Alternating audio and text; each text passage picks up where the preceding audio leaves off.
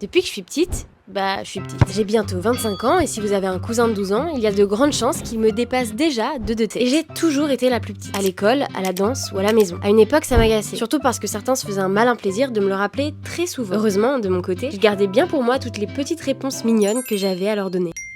À un moment, mon médecin avait même parlé d'un retard de croissance. Et en effet, après un scanner, on a déterminé que mes os avaient 1 an de retard. Comme quoi, il n'y a pas que moi qui suis toujours à la bourre. Rapidement, mon cerveau l'a accepté. Je ne pourrais jamais être grande, élancée et bien voir en concert. Alors, il m'a laissé tranquille sur ma taille inchangeable et est allé complexer sur d'autres choses. C'est curieux, un cerveau quand même. Aujourd'hui, je serais presque amenée à dire que finalement, quelque part, j'aime bien être petite. Ça crée du contraste. Souvent, quand on me rencontre, on s'attend à quelqu'un de doux et sûrement d'un peu fragile. Le genre de personne qu'il faudrait protéger. Et puis, une fois lancé, on doit capter rapidement que je prends un peu plus de place que ma taille ne laisse penser. Moi, je m'auto-surnomme Joki Rafale, mais mon papy, lui, disait que j'étais une tempête. Sûrement parce que j'ai la manie de toujours tout enchaîner. Je n'aime pas stagner et j'ai besoin que ça avance. Et parce qu'une tempête n'a jamais eu besoin d'être grande pour tout emporter, je me dis que tant qu'à faire, autant être une petite tempête d'1,55 m qu'un grand arbre qui n'ose jamais bouger.